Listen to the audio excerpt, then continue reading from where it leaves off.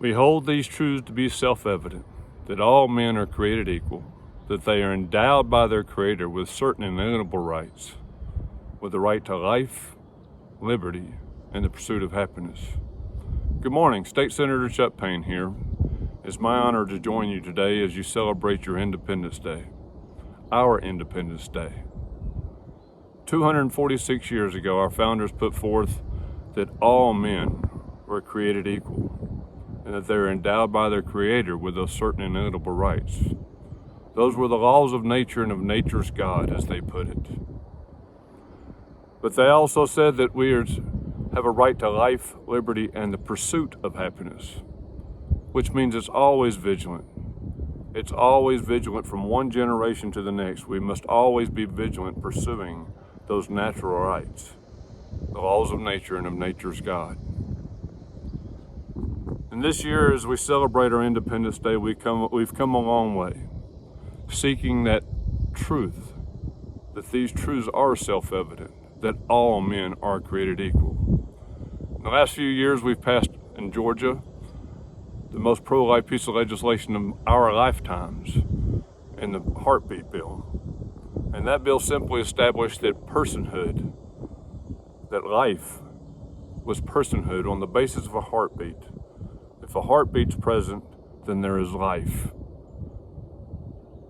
That bill literally changed the world. It was the catalyst beginning of so many other states taking up their heartbeat bills after they saw what we did in Georgia.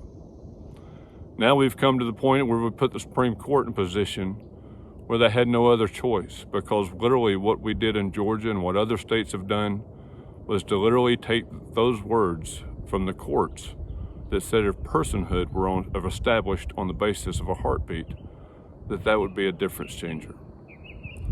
Well, we've done that, and we've got so much to celebrate this year as Independence Day.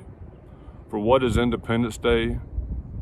But it's literally when we as a nation, as a people, not as a government, but as people, establish those natural rights, the laws of nature and of nature's God among ourselves, that all men are created equal, and that we are endowed by our Creator with those certain inalienable rights.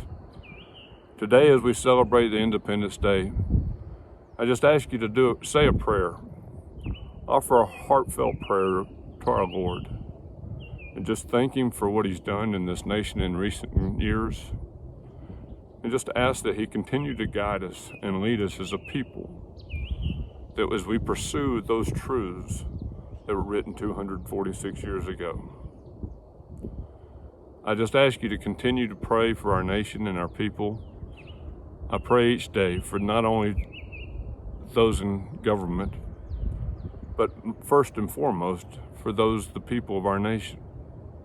For sovereign rights of authority, for the first time of that document, the Declaration of Independence, sovereign authority came from God to the people. And then a decade later, we the people, with that sovereign authority after the Revolutionary War was over, wrote a constitution. Normally, if a king ever issues a decree, it would say His Lordship, King of England, in big bold font lettering. Why? To illustrate the sovereign authority of God. Because it comes of the king, it's of God. Well, we the people did the very same thing in our Declaration of Independence. And we must always remember the sovereign authority of this nation doesn't lie with the president. It doesn't lie with a governor. It doesn't lie with a state senator. It lies with we the people. It always begins with we the people. It started with we the people, and it must remain with we the people.